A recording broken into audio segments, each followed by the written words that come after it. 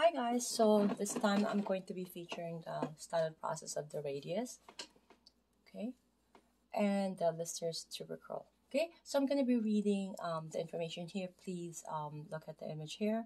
This is the styloid process of the radius. Okay, this is the thumb, this is the radius side, right? This is a dorsal medial view of the right wrist. Okay, so styloid process of the radius. Um, Styloid process of the radius, in comparison to the tooth-like styloid process of the ulna, is a wider, more substantial mound of bone located on the lateral side of the radius. The styloid process is surrounded by the extensor tendons and is the attachment site for the brachioradialis. Okay, beginning by grasping the distal radial shaft between your thumb and finger. So slide distally, noting how the radius broadens in all directions. Palpate along the lateral side, thumb side of the radius to the tip of the styloid process. Okay, so are you sorry about that, not this one. So are you proximal to the flexor crest of the wrist? Is the portion of the bone you are palpating surrounded by several thin tendons? If you passively flex and extend the wrist, the styloid process should remain stationary. Does it? These are the questions that you should be asking yourself to be guaranteed that you are really on the right proper landmarking. Okay, we're gonna go ahead on the image here. It's the dorsal side of the right wrist, and we're trying to palpate the Lister's tubercle. Okay, this is the head of the ulna, named in honor of Joseph Lister, father of modern antiseptic surgery. So this superficial knob is located on the dorsal surface of the radial styloid process. With its oblong shape, Lister's tubercle, also known as the dorsal tubercle, acts as a hook for the extensor pollicis longus tendon.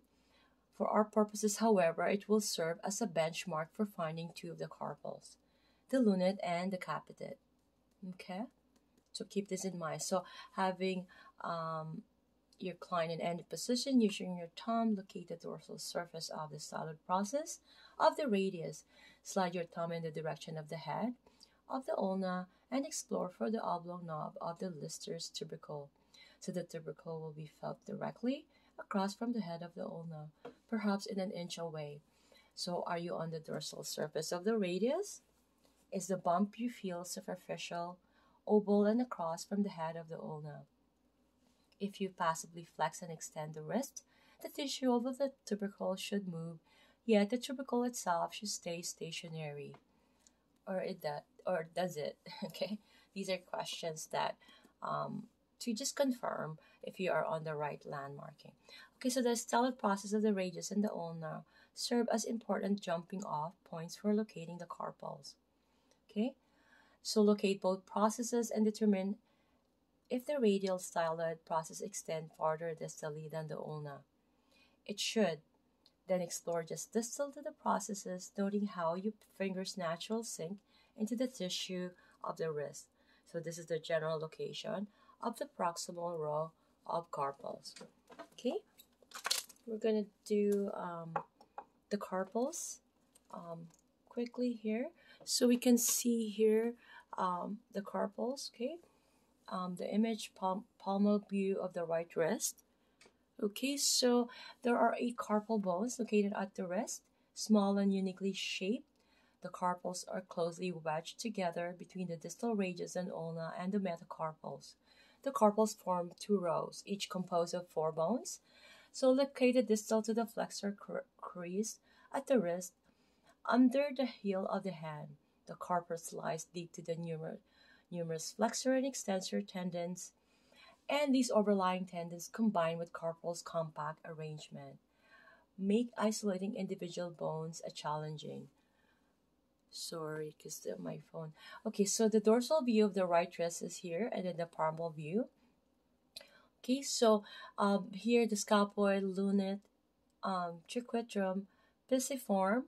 We have the hamate, the hook of hamate, right? The hook of hamate here, and then the capitate, the trapezius, and the trapezium. There is a trapezium tubercle here. Okay, and scaphoid tubercle. And of course, the scaphoid there, okay? And we all know the lunate, tuberculum, pisiform. We need to know this by heart. And in a dorsal view, we have here, as you can see, and we have the separate in a separation so that you can see the edges, how to call it, the indentation and any protuberance, right? The expanded carpal's palmar view of right hand, the scaphoid, lunate, tuquetrum, and pisiform form the proximal row, while the trapezium, trapezoid, capitate, and hamate make up the distal row. Okay, so just keep those in mind. We're going to see you on the next video.